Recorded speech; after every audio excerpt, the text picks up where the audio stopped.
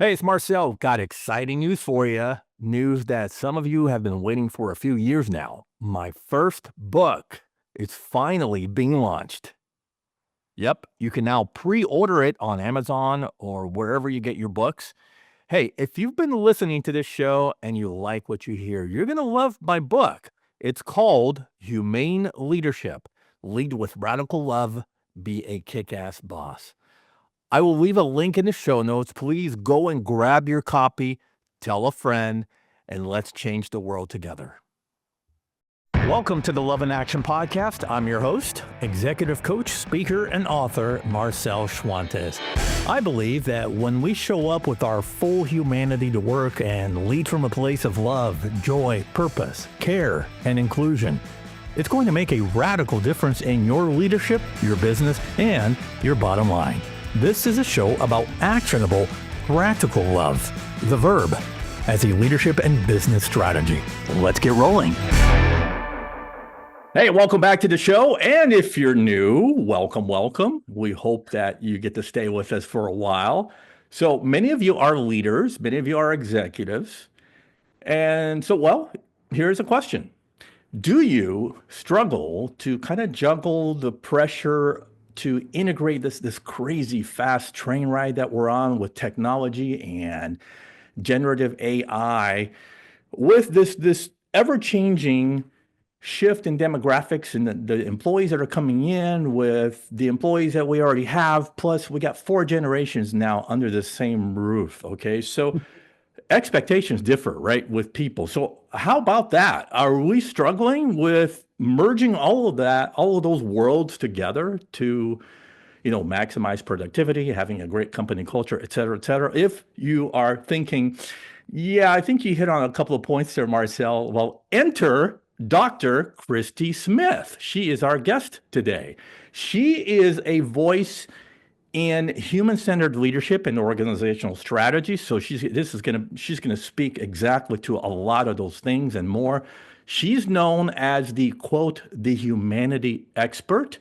She has spent decades guiding Fortune 500 executives during her time at Apple, Deloitte, and Accenture through the complexities of modern leadership. Now, she is the co-author of a new book called Essential: How Distributed Teams, Generative AI, and Global Shifts Are Creating a New Human-Powered Leadership. That was published by Wiley just earlier this year. We're recording this in February. The book was released in January. So basically, Christie and her co-author, they're offering this new blueprint for the future of work based on their research. All right, so a little bit about Dr. Christie Smith. She is the founder of the Humanity Studio, which is a research and advisory institute dedicated to improving the way we live by revolutionizing the way we work. Her work has been featured all over the place: New York Times, Wall Street Journal, Harvard Business Review. See, and I can go on and on and on, okay? Christie received her doctorate in clinical social work with a focus on leadership and culture from New York University. And Dr. Christie Smith now joins us. Welcome to the Love in Action Podcast. Thanks, Marcel. It's great to be with you, and I'm a big fan. Oh, awesome. Well, I'm now a big fan of you. After I got this book, I'm like, I got to have her on the show. So, well, I'm deeply appreciative of that. Likewise. So here we are. So we start like this. You ready? Yeah. What's your story? Yeah. So, everything stems from the fact that I'm the youngest of 8 kids. And that says everything about me. I grew up in a competitive marketplace. You got to brand yourself early as a kid. I was the girl jock in the family, so continued to identify as that despite being in business for so many years.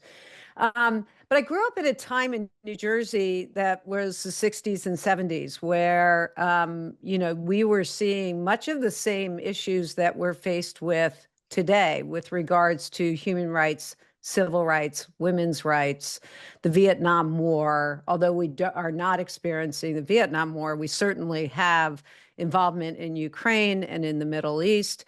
And so these are things that I grew up around the dining room table talking about with my siblings and my parents.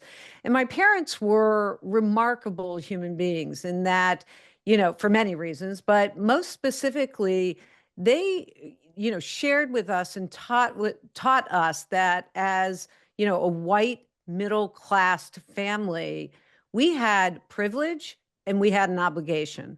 And we had an obligation to be the voice to the voiceless, and to lean into these issues and have a point of view and an educated point of view, and to fight for the rights of everyone. And it didn't matter if I was the youngest. It didn't matter any of our station in the world, meaning the colleges that we went to or anything like that.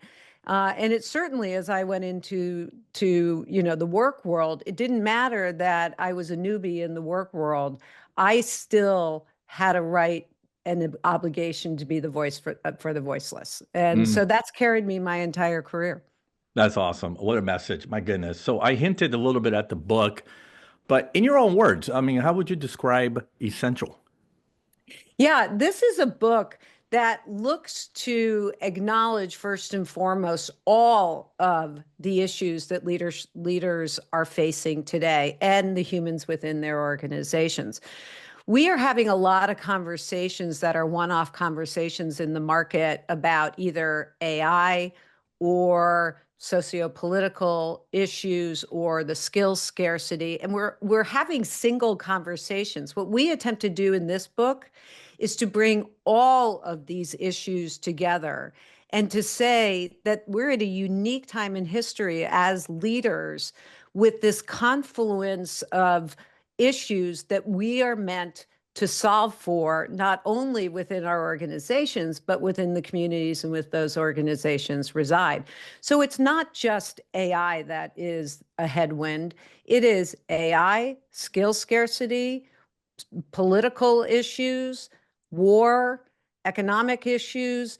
There's a plethora of things that leaders now have to lean into, and their role has fundamentally changed as a result.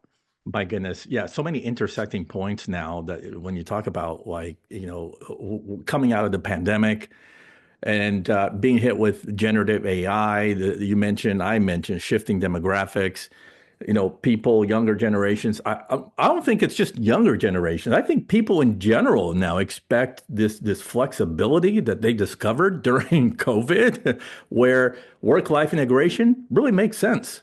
And I Yeah. can do that during work, right? And so now it's an expectation. So the old playbook no longer works.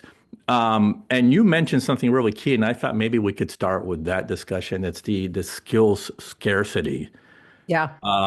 Gosh, and well, here's how I see it. We're sort of we've reached, I think we're there now, where AI and innovation is creating the need for skills we, that we actually need, but I think for a lot of companies, they don't even know that they need Mhm. it. And then we're Yeah. bringing in these people that are entering the workforce that may not have the skills, the right skills to work with new technology. Yeah. Hence the skill scarcity. Did I do that right? Or what would you add to that? Yeah. Yeah.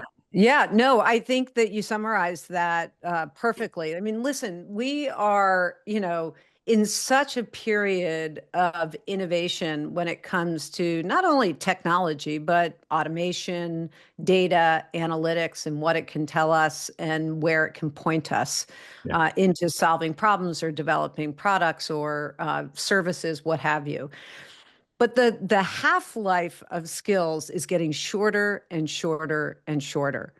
And in the United States alone, right now, we are at a 4.6 million deficit of workers with the right skills in the marketplace. Oh my By gosh. 2032, it's predicted to be 6 million. That's a huge economic issue for not only organizations, but for our society. Interestingly, leaders, the skill for leadership is also half skills are shortening. What Interesting. got what got leaders where they are isn't going to get them where they need to be, or their organizations positioned for growth, or their employees positioned for productivity. We interviewed thousands of leaders, and to a C-suite leader that we spoke to, 100% of them said they know they need to do something fundamentally differently with all of these things, and technology being the most, and skills being, the highest. Right. And yet only 25% were thinking of doing something. So a single digit of those were actually positioning to do something different within their organizations. So I think leadership is feeling paralyzed. Yeah. So let's project out maybe, I don't know, 5, 10 years. I don't know if you can look into your crystal ball. How do we fix this skill scarcity? Yeah, I think we need a commitment to development Hmm. and learning in a different way than we ever have in organizations, heretofore, right? I think that, listen, Marcel, I know you and I probably share, I did when I was in the corporate world, the phenomenon of we wake up in the morning, we're on a Zoom, Teams, whatever format, back to back to back to back to back. Oh, yeah. Right. And that's whether we're at home or in the office. This is a phenomenon, right? Right. Um, we have not made time in our schedules around expectations of productivity and how AI can help productivity. We've not made time in our organizations to focus on the development of our people. And we have to think about structuring work fundamentally differently in order to have significant time spent on upskilling and reskilling employees. Yeah. It's really, I mean, I look at it from an HR perspective. That's my background. It's really deconstructing the whole talent management process that we built over the last 2, 3 decades, is what you're saying.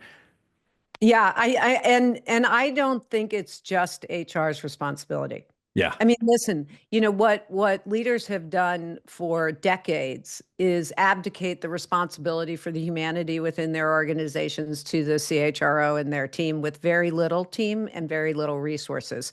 That game's over.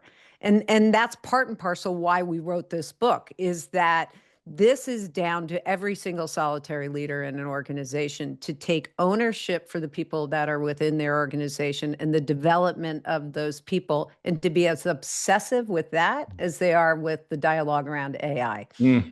Okay, this is good. Okay, and I think this segues really well to human intelligence, which is yeah, a big part of your book.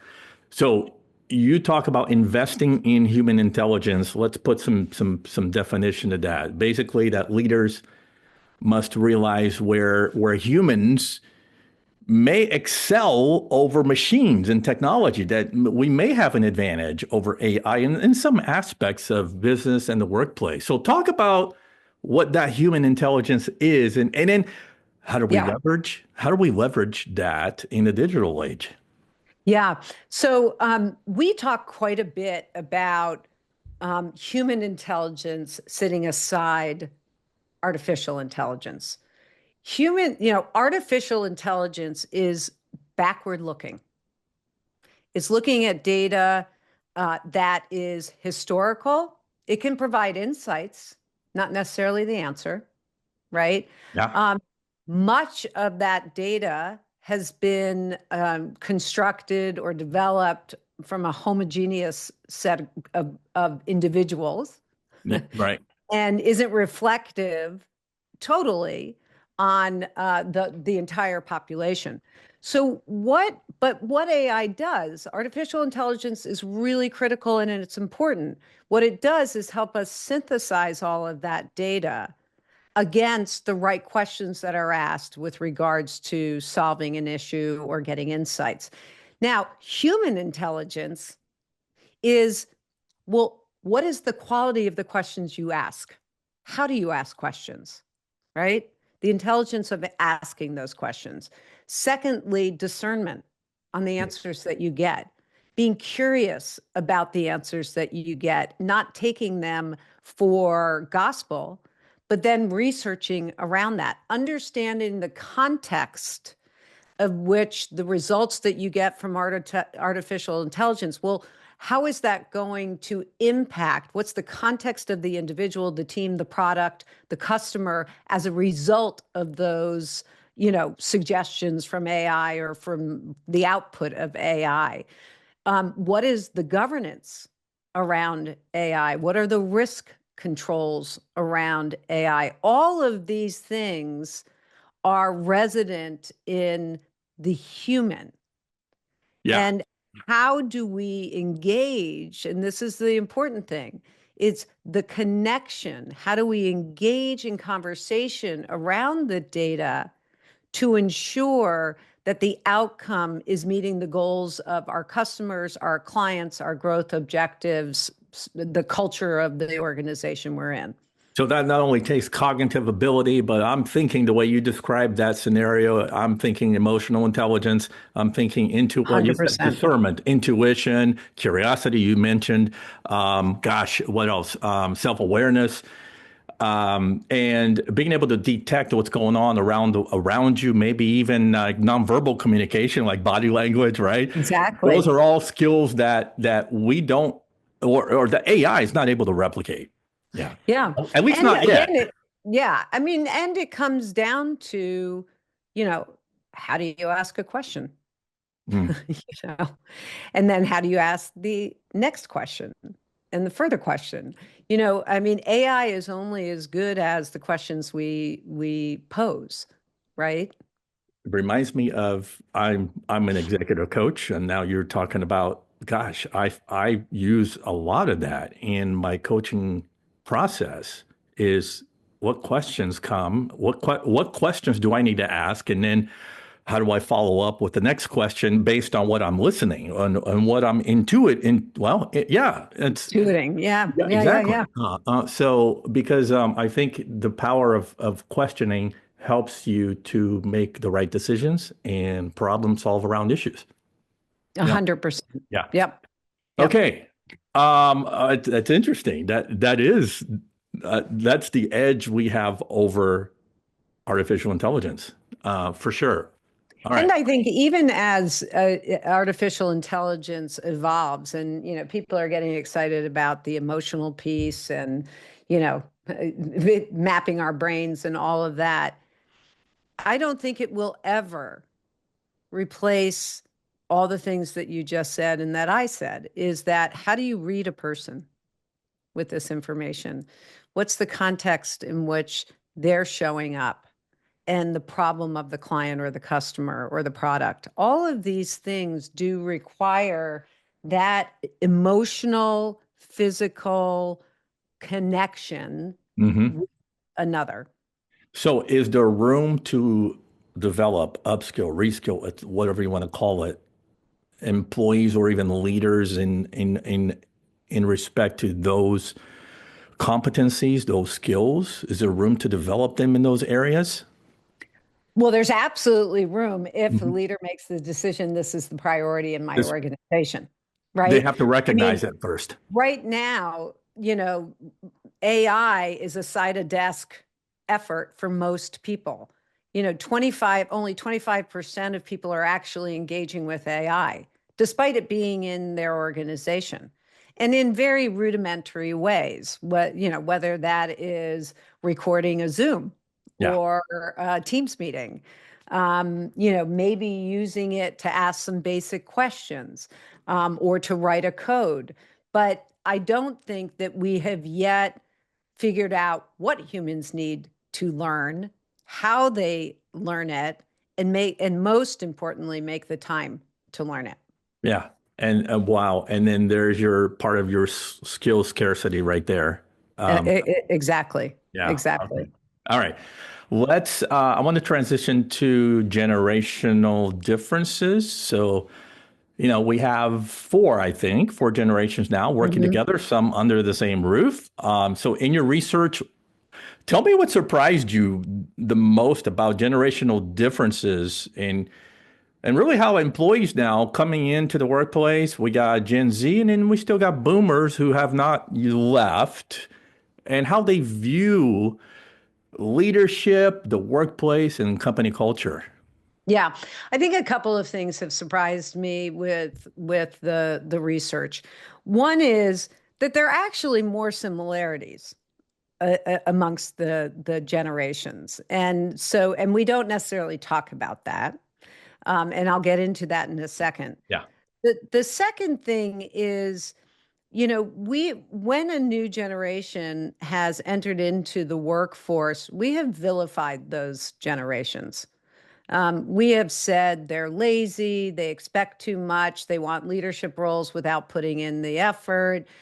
They don't want to work the way, I, as a boomer, grew up and worked. They're not loyal. All of these things, we are, tying one hand behind our back because we've just judged the next generation coming in and what's wrong with them.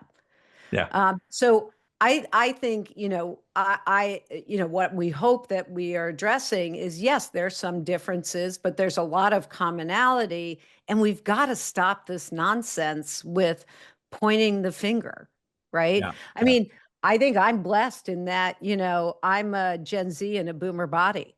I love the way, the younger generation is thinking about how they fit work into their lives. Yeah. Interestingly, boomers absolutely want the same thing. Boomers are looking for the flexibility, the time to fit their work into their lives. A lot of boomers, late Gen Xers, are really thinking about their legacy, right? They've been very, command control, because that's the environment, our generations grew up in. Yeah. Command control, pushed it, made a lot of money for the company, a lot of things to be proud of. But I don't know if this is your experience as a coach. It's my experience is that when the leader is about 5 years out from leaving their company and retiring, whatever that is today, but retiring, it's all of a sudden like, oh, I want my legacy to be about mentoring and people and the culture and the planet. And it's kind of like, really? You think this is and but those are the values that they grab onto, that our Gen Zs on the other end of the spectrum and alphas are saying this is critically important now Yeah. in our businesses and our careers. So I think that, the generational differences, we absolutely have to create for all generations within our organizations a sense of purpose, and that purpose in the organization is tied and explicit in the work that I'm being asked to do. That is the biggest thing we have to address. And we have to address not so much these, I think, exaggerated differences of the generations, but rather embrace, okay, how does this challenge us in the way we innovate, the way we think, the way we interact with our customers and our clients? And we're not taking the power of those perspectives, just like the perspectives of people who grew up in different countries. It's very different. Yeah. If we mute all of that diversity in age and in experience and in where we grew up and what socioeconomic, paths we took to getting to the roles we are, if we ignore all of that, we're not really innovating, and we're not going to connect and grow with our customers. You 100% everything you said. I do see a tendency, and I think that's it's media's tendency to want to project that kind of negativity on the youngest generation coming in, because the same things that I'm hearing about Gen Z, the complaints. If you go back to when the millennials were coming into the Yeah, workforce, it was the same things I was hearing back then as well. that's So, right. right. And well, and they're challenging the way work's done.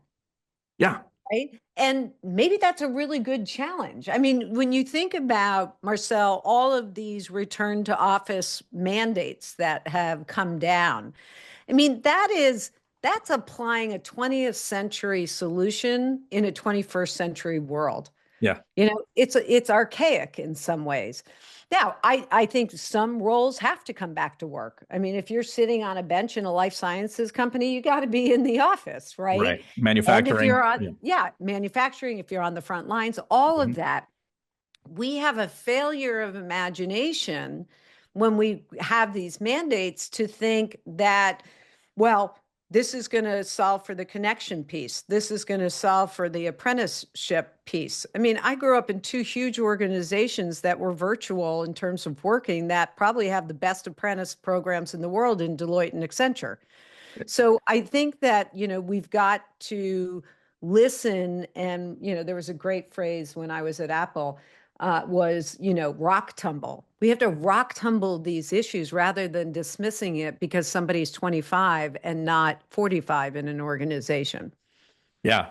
And I know plenty of Gen Zers and at client companies and even people that I know in my own social circles that would welcome mentoring opportunities by Oh, yeah. older Gen Xers and boomers, right? They want that. Especially I think because I mean a lot of them came into this world of work in the middle of a global pandemic. Yep. And I don't know, they got thrust into 100% remote work settings. And I don't know if they were able to kind of raise their capacity to deal on the soft skill side, the human side of work, because all of a sudden now you're basically meeting your team members over tiny squares on a computer screen. Well, what does that do to how I interact and relate to people, right? So, I think that there's a lot for younger generations to benefit from people like you said that might be looking on the way out, might be Yeah. looking to leave a legacy, Yeah. or they're Yeah. like, okay, you know what, this world of work, yeah, I've put in 30 years. It was good. I paid the bills. I bought homes. I put my kids through college, but Yeah. now I'm looking for like I'm looking at the sunset right on the horizon. Like, how Yeah. else can I serve humanity, right? And Gen Sure. Zers are perfectly positioned to benefit from that. Well, and the reverse mentoring, right? The Ah, Gen Z is teaching the, old dogs new tricks, so to speak.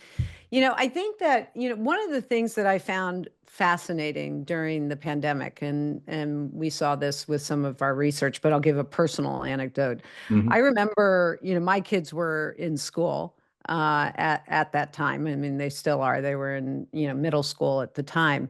And, we worried incessantly about, social development and who they were going to hang out with and all of that. And I remember agonizing, as the coming out of the pandemic and afterwards, my son was still playing video games.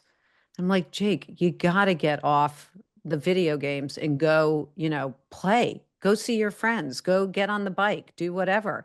He's like, I am seeing my friends. I'm like, well, what do you mean? And he goes, well, we're all on the game, and that's how we're socializing and talking. And then I remember because I was, so worried about this, listening outside his door when he was on. And the conversation and the laughter and all of that was happening, through video, Right. through the video games. Connection means what that taught me is that connection means something different in these younger generations than it does in the more mature generations, if you will. And it's not right or wrong, and it's not either or, but it's a blend of the two. And how do we teach those capabilities that both are right, both work in terms of social interaction, um, but we need to have more agency ourselves to say, I need this more, or to develop this, or to have a mentor, or be in an apprentice kind of role. And organizations have the ability to create that. Yeah. Yeah. Okay. I want to transition to a sensitive topic that for a lot of people, okay, and that's women in leadership. So, and I need your help here with the data because I'm not completely on top of the research here, but I know that there was a mass exodus of Sure. women from the workplace during the pandemic, many of them in leadership roles. So maybe let's rewind back to that time, I have 2021, I think, 2020. Yeah. Because I don't want history to repeat itself if we have another God forbid, right? Or knock on wood here Yeah. that we have another pandemic. But I want you to take us back to what caused so many women leaders to leave in droves. And hopefully, I mean, are we seeing a return or is this still the case? Yeah. So during the pandemic, in the United States alone, the exodus of women from the workforce cost us $2 trillion a year. That's remarkable. Women make up over half the employee base in most organizations, yet you will not see that reflected in senior roles. Yeah. I mean, the fact that for decades and decades, we've been using the measurement of women in the CEO suite as the measure of, oh, women have made it. We're only at 10% of CEOs are women. Now, is that better than the last couple of years? Yeah, but it's pretty pathetic when you look at the number of women and people of color for that matter, and this is 10 times harder for women of color. Right. The representation of these women in organizations is well over that of men, right?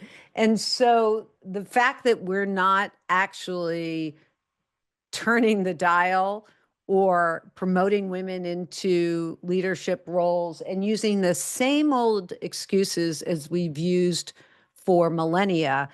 Well, they're going to have children, so we're going to make the decision not to give them the big job. Or, well, she's going to end up going out on maternity leave anyhow. Oh, I mean, these are things I've heard personally. Oh, Yeah. she just got married. Another 2 years, she'll be out on pregnant, on a leave. And then she's not going to want to come back or do the hard jobs. I mean, this is frankly crap that I've heard for nearly 40 years in our workplace. And it's costing us an exceptional amount of money to our country in the United States and globally, frankly. So the arguments, and this is why we need a mindset shift in leadership, is you know we will not survive. We are at a skill scarcity. Going back to what we talked to earlier, we don't have the right skills in the right places to execute on our strategies within our organizations. If you cut out half the population, over half the population, women, you are now really not going to be able to get the right skills in your organizations to meet your business goals. You simply won't by sheer numbers, right? Yeah. There has been also, a lot that contributes to this globally is we don't have the right care for childcare, or we're not putting enough on men on those basic needs at home. So the issue of women in the workforce, sadly, continues to be really an assault on our ability to economically grow and an assault on women's, capabilities to take on significant roles within our organizations. So are most of the obstacles in the minds of male dominant decision makers at the top of the hierarchies that still think like you Yeah, said? Okay. So yeah. I mean, I think that is true. I have hope for, Gen Z. I have hope for Xers as well, the younger Xers, who are saying, the young men in particular, who are saying, hey, I want to take paternity leave and I want it to be long. I want to be home for my kids, as much as my wife. I mean, there's more equality there. That is a social shift in our organization. I mean, in our world, yeah. not enough, not enough. But yes, this still is that rooted belief that in organization there's one archetype for leadership, and that is the straight white male. Yeah. And I'm not bashing straight white men, but this is a reality that it continues to permeate our organizations. And men, the research is really clear on this. Men are promoted based on what we think they're going to be able to do. Women and women of color, 10 times harder, have to prove over and over and over and over and over again that they demonstrated a set of behaviors in order to be promoted. It's not an equal playing field. Yeah, yeah. So how do we fix this? Is it a question of mindset or is it a question of strategy, hiring, promotion, maybe all of the above? All of the above. Hmm. Yeah, it's all of the above. I do think this is where leadership and the board become, and CEOs in particular in the C-suite, become incredibly necessary to saying enough is enough. I mean, the whole dialogue now around DEI and companies who are removing policies and companies that are doubling down on it. I mean, you look at my old company, Apple, and the board saying, we are not backing away from our values as a company. Right. And we are continuing to double down on this.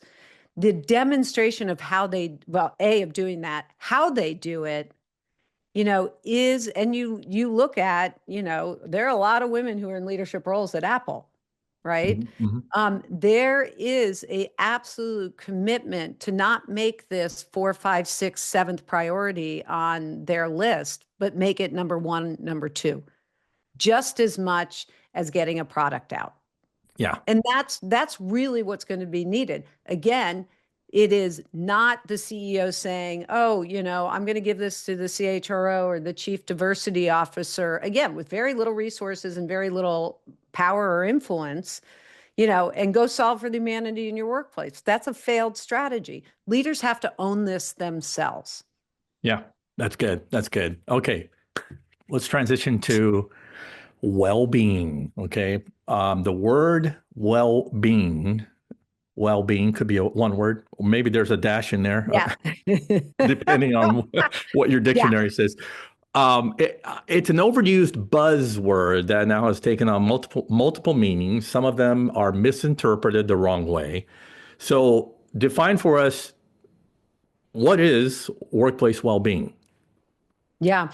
So let's take a look at where this became popular, right? I mean, this whole notion of well-being, it's certainly been around for a long time. There were maverick companies like Johnson and Johnson who built their corporate athlete program that was all about the whole human and all of that. Really landmark work that they were doing.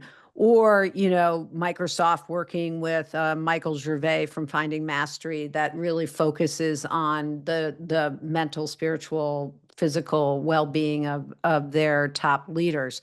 These are really fabulous things, but it became popular around the pandemic, coming out of the pandemic, is how do we, you know, I think it was the first realization that organizations saw themselves as societies themselves. And in society, we not only, care for the financial well-being, so it's a broad definition, but the emotional well-being and the physical well-being of our employees and those within our communities.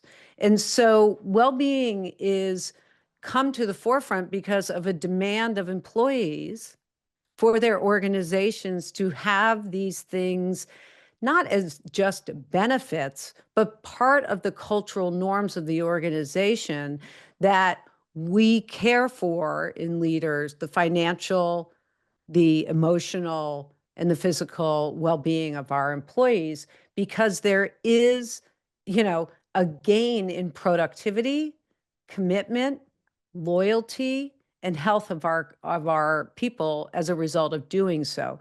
So it is an outgrowth, more broadly from the pandemic, but also because employees are demanding it. Yeah, yeah. Okay, so help me to spell out though. Let's build around each of those. So financial well-being, I'm assuming it has to do with fair compensation practices that you're paying what you're worth, et cetera, right? Is there more Yeah. to that? So there's fair Hmm. compensation, Hmm. right? There's retirement, so Hmm. 401ks, things like that. There is fair transparency around, your financial well-being. There's fair and equitable decisions being made in performance, cycles where, the financial rewards, whether that's stock or whether that's a raise or bonus, are, available Yeah. and equitable across the board. So that's really, financially how we care for it. Financially investing in my development, my growth and development of new skills, or of degrees. I mean, many of the companies I've worked with, paid for graduate schools. Yeah. Yeah. And so it's that kind of thing. And not to go down this rabbit hole, but I just want to make sure that the financial well-being we touched on women in leadership roles is to make sure, that we are addressing that whole gender uh Inequality. Yeah. yeah, inequities, right? Yep. For Yep. sure there. Because if I know that I am a woman in a lead or any role with the same exact skill set and qualification as my male counterpart, and I'm being paid $30,000 less, that's an issue for me, on Yeah. my Yeah. well-being. That's going to impact my That's emotional and exactly mental right. well-being. And my commitment and my productivity Boom. and, This, all of, and right. frankly, I think too that one of the big things that we have to remember here is the way that social media has become a tool for exposing bad practices within Yeah. organizations. I mean, there's a reputational risk to leaders themselves and to their organizations based on the plethora of avenues an employee has to, write an open letter, use things like fishbowl. Reputational risk is a big thing. And customer risk is a big thing. We're seeing this play out largely in, companies like Target, who, have decided that to roll back their DEI efforts. Well, that's costing them quite a bit of money right now. Mm. Okay. Okay. And then the physical well-being is for me is like if I'm in a manufacturing environment is make sure that they're safe, that I'm physically safe. Is there any other ways to Yeah, build physical well-being? I think safety is number one, right? With, just on as you say, manufacturing or working on a wharf or whatever manual labor jobs that there Yeah. are, to make sure there are safety protocols in place, for physical safety and emotional safety, frankly, of those employees. But it's also memberships at gyms, a stipend for that. It's all the preventative medicine work that one might do. If there are organizations, again, the organizations that I've been a part of have been very generous in terms of gym memberships and repaying those, all of those things around our physical well-being, meditation, providing apps for meditation, providing employees with a device that reads their biorhythms. Yeah. Yeah. Those kinds of things have become so much more important as a preventative measure for health issues on the job, Yeah. right? Oh, and then my favorite is, of course, emotional well-being because I'm thinking, oh my goodness, this is sort of the world I live in as an executive coach is how to apply more so that there's healthy communities, there's healthy connections, people feel inclusive, there's belonging. Am I missing anything else on the emotional well-being side? Well, I think it's the resources. So if you think about, and I'm sure you're seeing this, over 57% of all workers globally say that they're burnt out. 54% of leaders say that they're burnt out or have had a mental health issue over the last year, right? That is significant and related to the anxieties of work. Gotcha. And so things like better help, Yeah. having those resources that, beyond an ERP, Unmind is a phenomenal resource for organizations to take advantage of and provide for their employees. So this is really about a safe environment in which employees can get their mental health cared for Yeah. And again, folks, and emotional. yes.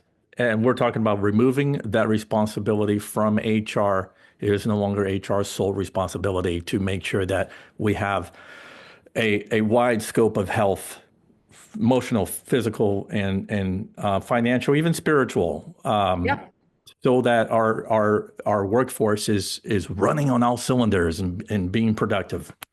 exactly. I, Exactly. Where, I I'm mean, sure. Yeah. again, I mean, I will say to you, you said, earlier, you pray for the fact that we don't have another pandemic. We are in another pandemic. Mm, We are in a mental health and emotional pandemic today with the rise of anxiety, addiction, depression, suicide at work. All of these things are catastrophic today. right. And we're not dealing with it. Some of the other things around well-being is what are the resources I, as a parent who may have a kid on the spectrum or a Down syndrome kid, or, a learning disability, or a parent who is, suffering from dementia. All of these things, how can my organization provide the resources that I can get the help needed to manage these things? Interesting.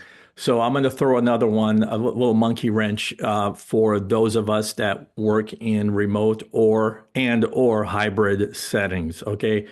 This is a leadership question. What role does relationship building, if you're a manager, play in the emotional well-being side of the equation? It's a huge, huge role. I mean, in some ways, if a manager is keyed in to Hmm. their employees and spending enough time with their employees, whether that be a remote or in person, this goes to, we wrote about in the book what we call the need for emotionally mature leaders.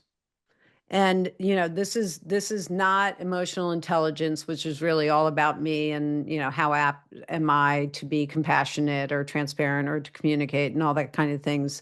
Emotional maturity is an evolution from emotional intelligence to emotional maturity and the suspension of self-interest. Well, one of the key differences in this suspension of self-interest and interest in the humanity within my workforce is this behavior of insatiable curiosity. Building this kind of need, not just curiosity, but insatiable curiosity about my people. And managers haven't been trained on how to ask questions, especially across difference. If you're talking to somebody who's a different gender or a different race, people are terrified to do that for some reason, which I have never had a real understanding in my career. I know some circumstances that haven't worked out well, but this idea of knowing your employees and what is going on with them and to know them well enough to know if they're having an off day just by their voice, if they're having an on day, if they're distracted. All of these things are really important. So in some ways, managers and leaders are the first responders. Yeah. Yeah. Okay, this question 10, 15 years ago may have been the answer to this question, which you're about to give, because I know the answer, may have been counterintuitive and kind of, that one eyebrow raised look. But what is the new power skill in leadership in the year 2025? Yeah, I mean, it is about this kind of curiosity. The Okay. new power skills, soft skills have always been kind of poo-pooed and not taken seriously. Like, yeah, yeah, yeah, I need to be empathetic. I need to be able to be transparent or communicate. All of these things that, the soft skills are in large part a lot of those emotional intelligence skills, empathy, all of that. Satya Nadella is the first one who said, soft skills are the new hard skills of leadership. And 100%. No leader was prepared for the pandemic. And again, this is where this became popularized Right. again, is that no leader was prepared for the emotional toll and the fear and the anxiety that was collective in our societies around the world when they were dealing with their, businesses and the people within their organizations. I did a study where I interviewed 600 CEOs, and the CEO just coming out of the pandemic, and it's, what skills do you need? You need to develop more than any, transparency, empathy, and caring, Mm, compassion, right? And they were like completely lacking. I know how to run the business. I grew up with a phrase that my mother used to say to my father, Charlie, don't be logical when I'm being emotional. Leaders have won out being logical for decades. yeah. That's not going to work anymore. Yeah. I love how you come full circle with the title of the book, Essential. You will end the book with chapter 9 as the essentials of leadership. So I thought we'd end there. And I Yeah. would like to ask you, well, I mean, if I'm a CEO and I want to shift my leadership culture based on those essentials of good Yeah. leadership, what do you recommend? Yeah, I think there are three that we talk about in depth in the book, and these are around this notion of emotional maturity.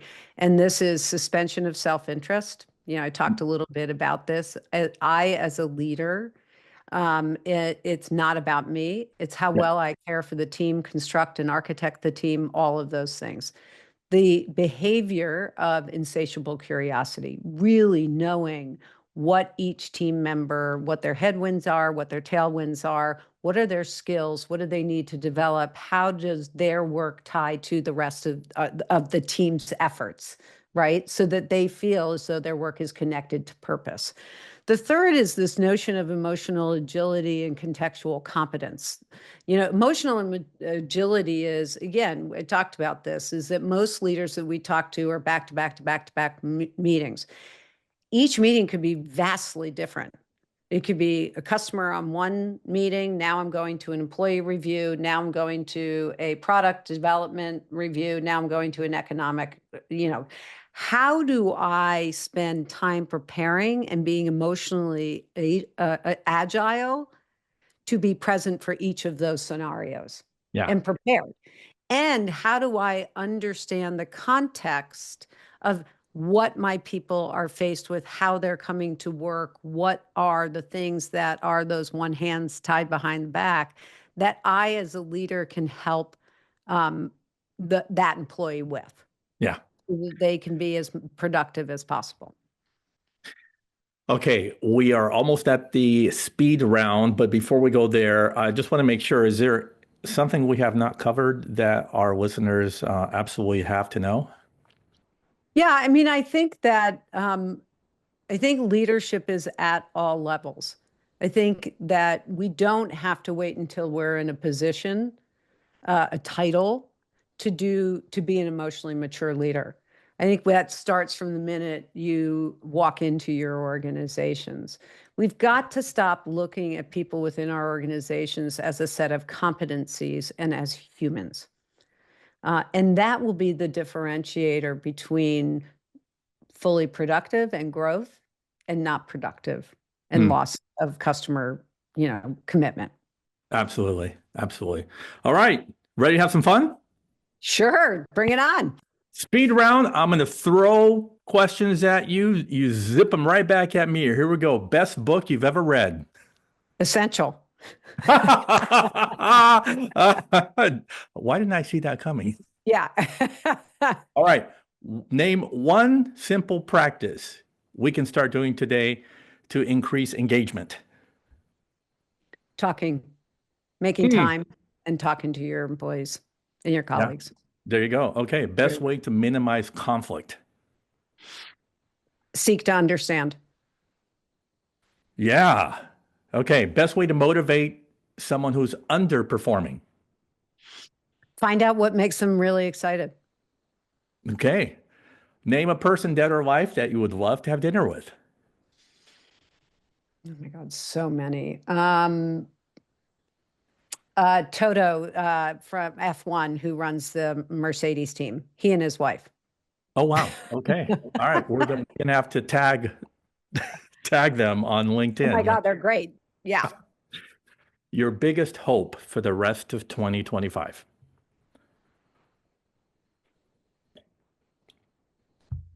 Equality and equity. Mm, congratulations. You have survived the speed round. Excellent. Excellent. This has been so much fun. Thank you. All right. We bring it home as we do with every guest. There's two traditional questions. This is how we end the episode. And the first one is the love question. Pick anything we've talked about. As a leader, how do I lead with love? Actionable, practical love, day in and day out. It is to be exceptionally insatiably curious and make with no distractions about the person you're speaking with. Nothing makes a greater impact than eye to eye, no distractions. Tell me about yourself. Sure. Cultivate insatiable curiosity. Those three words are going to be embedded in the back of my mind for days and weeks to come. Okay, bring us home, Christie. That one thing that you'd like us to walk away with. That we're all human first, and with a set of competencies second, and our organizations, our societies that need to thrive with everyone's input and engagement. Yeah, and that goes right back to the first piece, the human part. Yep. Yeah. All right. Well, if people want to connect with you, where can they go? Send us to a couple of places. Yeah. So LinkedIn at Christie Smith, PhD. In my business, The Humanity Studio, it's thehumanitystudio.com. And for the book, smith-monahan.com. Perfect. There it is again, the cover if you're watching on YouTube. And again, the book is called Essential. It's a long subtitle, Essential: How Distributed Teams, Generative AI, and Global Shift Are Creating a New Human-Powered Leadership. It's been a blast. And Oh I my gosh, so much fun. Thank you. thank you so much for joining us. We're going to have to do this again. I would love it. All right, folks, you can keep the conversation going on social media with hashtag Love in Action Podcast. And look for my show notes as well as a YouTube link to watch this show. Everything, including all of Christie's contact info and websites, are going to be on my website, marcelschwantes.com. For Dr. Christie Smith, I'm Marcel Schwantes. And remember, love well and good things will happen. We'll see you next time. Thank you for listening to the Love in Action podcast. If you enjoyed today's episode, please share it, subscribe, and leave us a review. Until next time, don't forget, the future of leadership is love in action. Believe it, practice it, and watch your leadership and business flourish.